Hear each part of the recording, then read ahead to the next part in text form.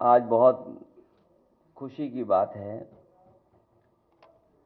कि आज समाजवादी पार्टी में बड़ी संख्या में सभी लोग सदस्यता ले रहे हैं। सबसे पहले पूर्व में बहुत समाज में काम करने वाले, ज़मीन पर गरीब, मजलूम, बहुजन समाज के लोगों को जोड़ने वाले, समय समय कठिन परिस्थितियों से भी निकलने वाले दद्दू प्रसाद जी, उनका मैं स्वागत करता हूं। समाजवादी पार्टी में आज शामिल होने के लिए मैं उन्हें बधाई देता हूं। उनके बड़ी संख्या में साथी जो यहां पर मौजूद हैं, उनका धन्यवाद देता हूं। बहुत बड़ी संख्या में जो हॉल के बाहर हैं, जो अंदर नहीं आ पाए हैं, मैं उनको भी बधाई देता हूं। और दूर दराज जो देख रहे होंगे, सुन रहे होंगे, क्योंकि संभव नहीं था सब लोगों का यहाँ आना, बड़ी संख्या में इनसे जुड़े हुए लोग पूरे प्रदेश में, उन सब का मैं बहुत बहुत धन्यवाद और आभार प्रकट करता हूँ दद्दू प्रसाद जी के माध्यम से। इधर सलाउद्दीन साहब से बहुत बार चर्चा हुई, इनके बहुत साथी सहयोगी समय समय पर हमसे मिले, ये दूसरे दल को मजबूत कर रहे थे। अब समाजवादी आंदोलन को और समाजवादी लड़ाई को आगे बढ़ाने के लिए मैं सलाउद्दीन साहब का और उनके साथ जितने सहयोगी साथी आए, उनका बहुत बहुत धन्यवाद और आभार प्रकट करना चाहता हूं।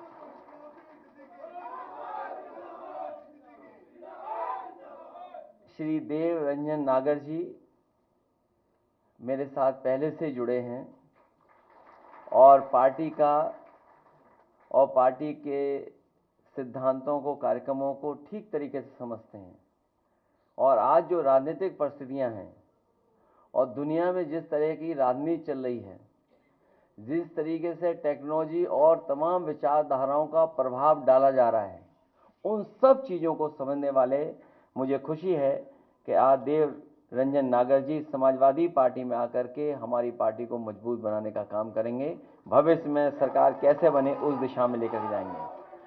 जगन्नाथ कुशवाहा जी पूर्व बसपा संस्थापक हैं, प्रदेश कार्यकारिणी समिति में हैं, और उनके साथ बड़ी संख्या में लोग आए। मैं उनका भी बहुत बहुत धन्यवाद देता हूं। ये सभी साथी वो लोग हैं जो पीडीए की लड़ाई को, संविधान को बचाने की लड़ाई को, देश के कानून को बचाने की लड़ाई में, देश की अर्थव्यवस्था को बचाने की लड़ाई में, हमारे किसानों के सम्मान के लिए, जो हमारे दबे कुचले हैं, जो पीड़ित शोषित लोग हैं, जो बहुजन समाज के लोग हैं, उन सबको सम्मान दिलाने के लिए जो बड़े पैमाने पर भारतीय जनता पार्टी बेरोजगारी फैला रही है, महंगाई बढ़ा रही है, हमारे बाजार को खत्म कर रही है, उस लड़ाई में हमारा साथ देने के लिए आए। मैं इन सब का बहुत बहुत धन्यवाद और आभार प्रकट करना चाहता हूं।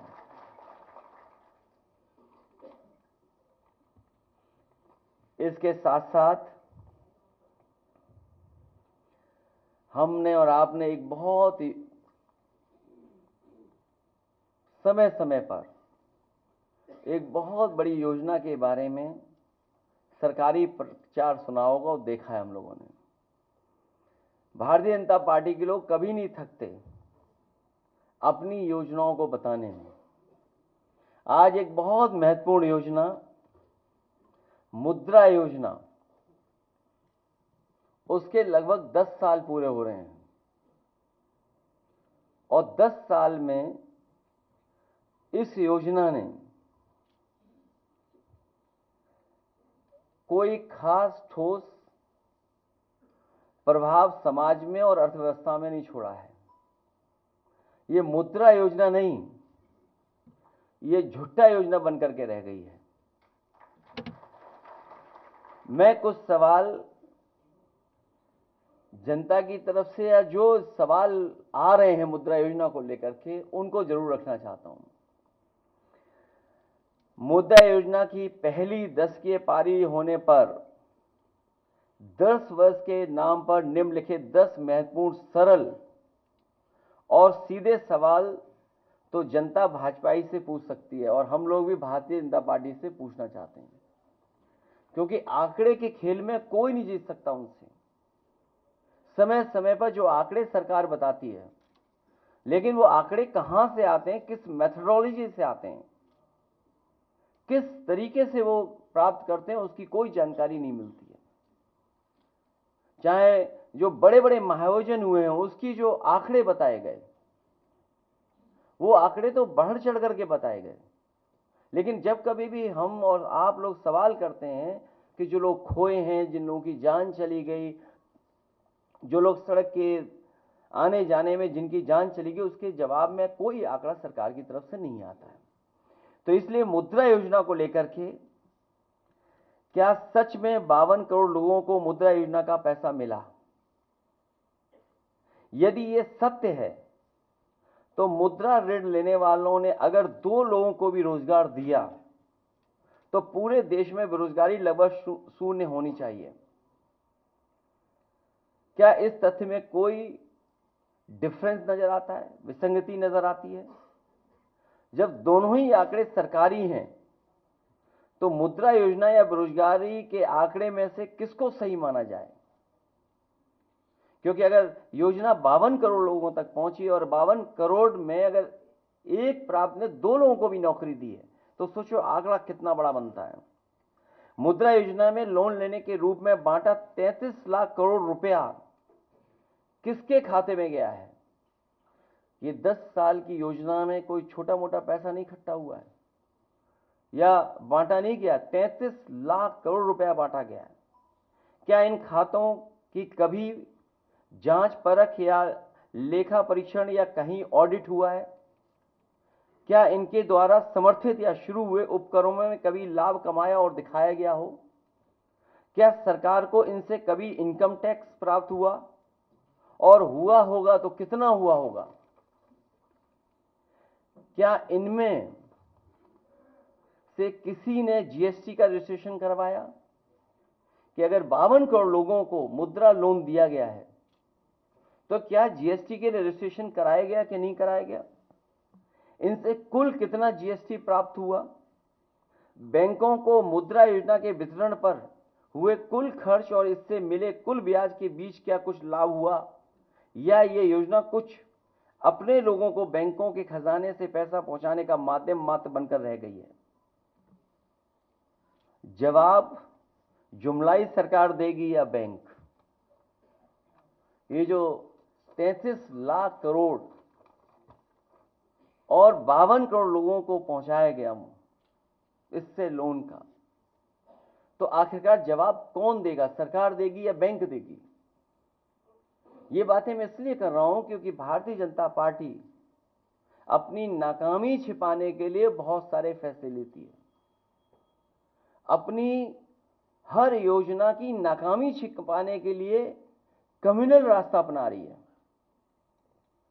कॉन्स्टिट्यूशन को खत्म कर रही है, लोकतंत्र की परवाह नहीं कर रही है, कानून की परवाह नहीं कर रही है। और एक बात और मैं कहना चाहता हूं कि अगर राम जी या सुमन जी के साथ कोई घटना होती है या समाजवादी पार्टी के नेता के ऊपर किसी तरह की कोई घटना होती है तो उसके लिए जिम्मेदार कोई दूसरा नहीं, मुख्यमंत्री खुद जिम्मेदार होंगे, क्योंकि मुख्यमंत्री खुद उस संगठन पे हाथ रखे हुए हैं।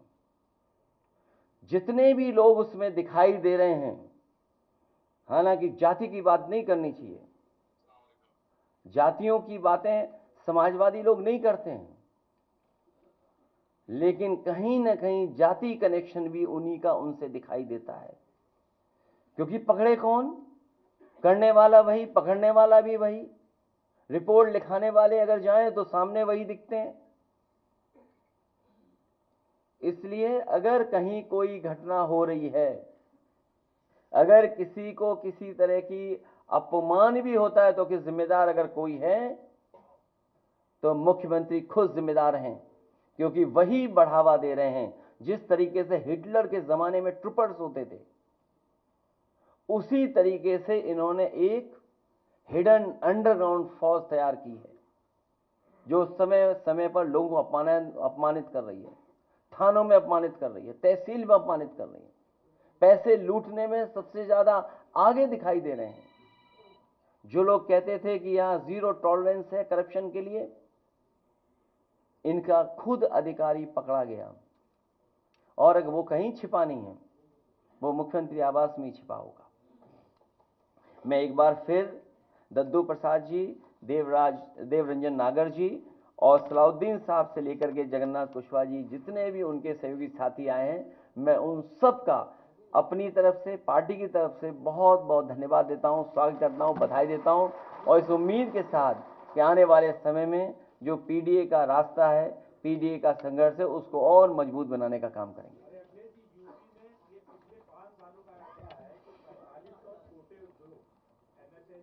बंद हो गए, इससे 45,000 लोगों का जो है बेरोजगार हो गए, जबकि ये आंकड़ा इनका सरकारी आंकड़ा, जबकि ऐसा नहीं है। उत्तर प्रदेश में अभी एक कानपुर की फर्टिलाइजर कंपनी बंद होने की कगार पे, उसने कहा कि मैं प्लांट बंद कर दूंगा, और उससे भी काफी लोग जो है बेरोजगार हो रहे हैं। बेरोजगारी की इंतहा है प्रदेश में कि सरकार जो है इस पर तवज्जो न देके अपने दूसरे मुद्दों में भटका देती है। जो आप सवाल पूछ रहे हैं एमएसएमई का, ये मुद्रा लोन भी कहीं ना कहीं उन्हीं कारोबारियों के पास पहुंचा होगा। सवाल तो सबसे बड़ा यही है कि अगर 33 लाख करोड़ पूरे देश में और उत्तर प्रदेश में सबसे बड़ा हिस्सा आया होगा, और उत्तर प्रदेश में एमएसएमई सबसे बड़ी संख्या में है, यही हमारी इकोनॉमी को सपोर्ट करती है इंडस्ट्री, और यही सबसे ज्यादा रोजगार और नौकरी देने का काम करती हैं। अगर उसी इंस्टीट्यूशन को ये खत्म कर रहे हैं और इनकी गलत नीतियों के कारण हो रही हैं,